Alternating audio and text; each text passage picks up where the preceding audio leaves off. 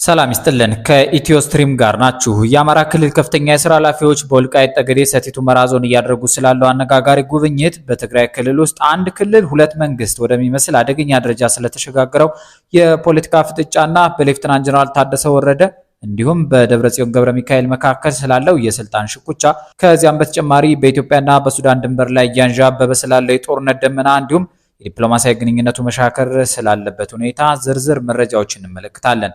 ወልቃይትና መቀሌ በሚያስገባን ጉዳይ ዘገባውን ጀምረው የአማራ ክልል ከፍተኛ የሥራ ኃላፊዎች በወልቃይት ጠገዴ ሰቲት ሁመራ ዞን የሥራ ጉብኝት ለማድረግ ዛሬ ሁመራ ገብተዋል። በምክትል ርዕሰ መስተዳድር ማዕረግ የገጠር ክላስተር አስተባባሪ ድረስ አሉና የክልሉ ግብርና ቢሮ ኃላፊ ደረጀ ማንደፍሮ የተመራው ከፍተኛ ልዑክ ሁመራ አየር ማረፊያ ሲደርስ በዞኑ አመራሮችና በስራ ኃላፊዎች ደማቅ አቀባበል ተደርጎለታል።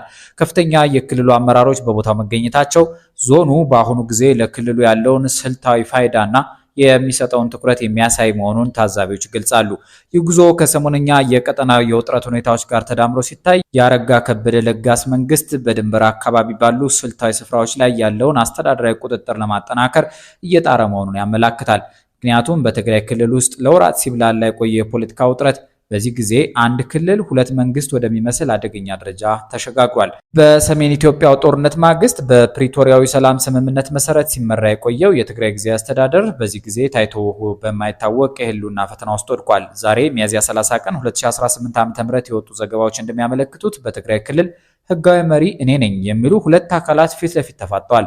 የጊዜያዊ አስተዳደሩ ፕሬዝዳንት ሌፍትናንት ጀነራል ታደሰ ወረደ በክልሉ የካቢኔ አዳራሽ በጸጥታ ኃይሎች ታጅበው ስብሰባ የጀመሩ አካላትን ስልጣን በጉልበት ለመያዝ የሚንቀሳቀሱ ሲሉ በጽኑ ኮንነዋል። ጀነራሉ ይህንን ድርጊት የስልጣን ወረራ ሲሉ የገለጹት ሲሆን ለሚከተለው ቀውስ ተጠያቂው ይህ በጉልበት የሚንቀሳቀሰው አካል መሆኑን አስጠንቅቀዋል። በሌላ በኩል በዶክተር ደብረጽዮን ገብረ ሚካኤል የሚመራው የህወሓት ቡድን ከ6 ዓመት በፊት የተመረጠውንና በፌዴራል መንግስት ፈርሰሃል ተብሎ የነበረውን የቀድሞ ምክር ቤት ወደ ስራ መልሷል። ይህ ምክር ቤት ዶክተር ደብረጽዮንን የክልሉ ፕሬዝዳንት አድርጎ በመሾም የመጀመሪያውን የካቢኔ ስብሰባ በአዳራሹ አካሂዷል። ህወሓት ይህንን እርምጃ ለመውሰድ እንደ ምክንያት ያቀረበው የፌዴራል መንግስት የፕሪቶሪያውን ስምምነት አፍርሷል የሚል ነው። በዚህም ምክንያት በስምምነቱ መሰረት የተቋቋመው ጊዜያዊ አስተዳደር ተፈቷል የሚል አቋም በመያዝ ክልሉን ወደ ቀድሞው መደበኛ መንግስታዊ መዋቅር ለመመለስ እየጣረ ይገኛል። የስምረት ፓርቲ አመራር የሆኑት ጣዕመ አረዶም ሁኔታውን ጦርነት ማወጅ ሲሉ ገልጸውታል። ፓርቲው ምክር ቤቱ ስብሰባውን ያደረገው በዝግ መሆኑንና ምልዓተ ጉባኤው ያልተሟላ ወይም 35 በመቶ አካባቢው ያልተገኙ መሆኑን ጠቅሷል። በተጨማሪም ያልተገኙ የምክር ቤት አባላትን በየቀበሌው ባሉ ሰዎች በመተካት የተደረገ ስብሰባ ነው ሲሉ ከሰዋል። ይህ እርምጃ ክልሉን ወደ ሌላ ዙር ግጭት ሊከተው እንደሚችልና ወጣቱ በዚህ አጀንዳ ውስጥ እንዳይሰለፍ ጥሪ አቅርቧል። የፌዴራል መንግስት በቅርቡ ሌፍትናንት ጀነራል ታደሰ ወረደ የሚመሩትን መንግስት የስልጣን ዘመን ለ1 ዓመት ማራዘሙን ቢያሳውቅም አሁን በትግራይ እየታየ ላለው መፈንቅለ መንግስት የሚመስል እንቅስቃሴ እስካሁን በይፋ የሰጠው ምላሽ የለም። ሆኖም ጀነራል ታደሰ ቀደም ሲል በሰጡት ቃል የፌዴራል መንግስት ጣልቃ ሊገባ እንደሚችል ቢጠቁሙም ራሳቸው ግን ጣልቃ ገብነትን እንደማይጠይቁ ገልጸው ነበር። ትግራይ አሁን ያለችበት ሁኔታ የመጨረሻው የትዕግስት ጫፍ ነው ተብሏል። በአንድ በኩል በፌዴራል መንግስት እውቅና ያለውና በሌፍትናንት ጀነራል ታደሰ ወረደ የሚመራው ጊዜያዊ አስተዳደር፣ በሌላ በኩል ደግሞ ህዝባዊ ውክልና አለኝ የሚለውና በዶክተር ደብረጽዮን ገብረ ሚካኤል የሚመራው የህወሓት ካቢኔ መፋጠጣቸው ሀቅ ሆኗል። የክልሉ የጸጥታ ኃይል ፖሊስና ሚሊሻ ማለት ነው ለየትኛው ወገን ይታዘዛል የሚለው ጥያቄ የሰላሙን ጣፋንታ ይወስኗል። በተጨማሪም የፌዴራል መንግስት ህገ መንግስታዊ ስርዓቱን ለማስከበር በሚል ጣልቃ ሊገባ የሚችልበት እድል ሰፊ ቢሆንም ሁኔታው ወደ ከፋ ግጭት ከመሄዱ በፊት በሶስተኛ ወገን አዲስ የውይይት መድረክ ሊከፈት እንደሚችልም ይገመታል። በአጠቃላይ በትግራይ ሰማይ ስር ያለው የፖለቲካ ደመና አርግዟል። ዝናቡ የሰላም ወይስ የሌላ ዙር ቀውስ ይሆን የሚለው በሚቀጥሉት ጥቂት ቀናት በሁለቱ ወገኖች የሚወሰዱ እርምጃዎች ይወስኑታል። ወደ ሌላ ተያያዥ ጉዳይ እንሻገር። በአፍሪካ ቀንድ አካባቢ በተለይም በኢትዮጵያና በሱዳን ድንበር ላይ እየታየ ያለው ወታደራዊና ዲፕሎማሲያዊ እንቅስቃሴ ቀጠናውን ወደ አዲስና ውስብስብ የውጥረት ምዕራፍ እያሸጋገረው ይገኛል። ባለፉት ጥቂት ቀናት በሁለቱ ሀገራት መካከል ያለው ግንኙነት ከዲፕሎማሲያዊ ንዝንዝ አልፎ ወደ ቀጥተኛ ወታደራዊ ዝግጅት መሸጋገሩን የሚያሳዩ ምልክቶች ጎልተው እየታዩ ሲሆን ይህ ውጥረት ከድንበር አልፎ በኢትዮጵያ የውስጥ ፖለቲካዊ ሽኩቻዎችና በሱዳን የእርስ በርስ ጦርነት ትርክት የታጀበ ሆኗል።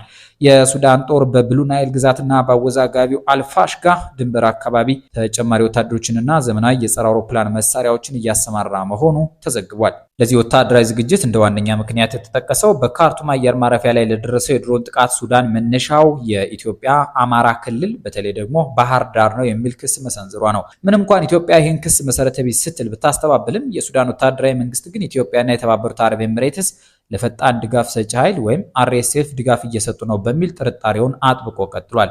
ውጥረቱን ተከትሎ በአዲስ አበባ የሱዳን አምባሳደርና የአፍሪካ ህብረት ቋሚ መልእክተኛ የሆኑት አልዘይን ኢብራሂም ሁሴን በሀገራቸው የውጭ ጉዳይ ሚኒስትር ጥሪ ተደርጎላቸው ወደ ካርቱም መመለሳቸው በዲፕሎማሲያዊ ቋንቋ ግንኙነቱ የመጨረሻዊ ውጥረት ጫፍ ላይ መድረሱን ያሳያል። በሌላ በኩል በትግራይ ክልል ያለው ወታደራዊ እንቅስቃሴ ወደ ሱዳን እያማተረ መሆኑን የሚጠቁሙ መረጃዎች እየወጡ ነው።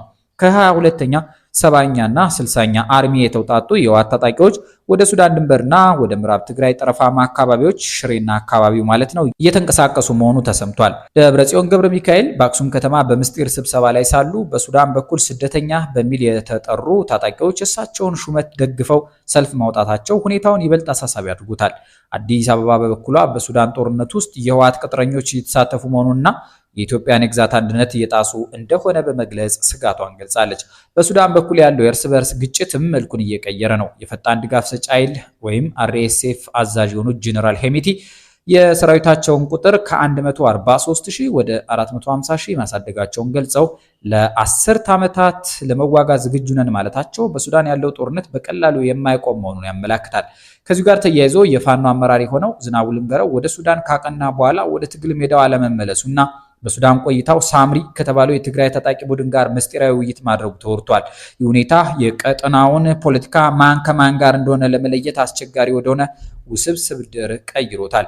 የዚህን ጣጣ ታሪካዊና ጂኦፖለቲካዊ ዳራ ስንመለከት የኢትዮ ሱዳን ግንኙነት ሁሌም በወንዞችና በድንበር ውዝግቦች የተተበተበ ነው። ታዋቂው ድምፃዊ ቴዎድሮስ ካሳሁን ገርማሞ ቴዲ አፍሮ በናት ባሮ ስራው እንደዘፈነው የጋምቤላና የባሮ ወንዝ ተፋሰስ ለኢትዮጵያ የንግድና የታሪክ በር እንደነበረ ይታወሳል። ይሁን እንጂ ዛሬ ላይ የታላቁ የህዳሴ ግድብ ከሱዳን ድንበር 15 ኪሎ ሜትር ርቀት ላይ መገኘቱና በአካባቢው ያለው የዴሞግራፊ ሁኔታ ለቀጣይ ፖለቲካዊ ትኩሳት ትልቅ መንስኤ ሊሆን እንደሚችል ይገመታል።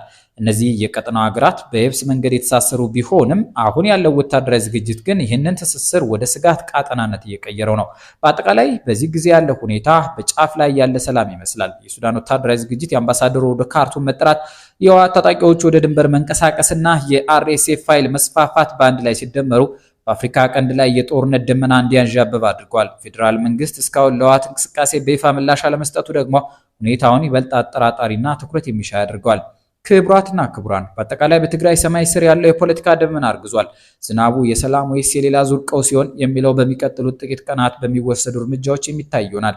በሌላ በኩል የሱዳን ወታደራዊ ዝግጅት፣ የአምባሳደሩ ወደ ካርቱም መመለስና የታጣቂዎች እንቅስቃሴ ቃጠናውን በጫፍ ላይ ያለ ሰላም እንዲመስል አድርገውታል።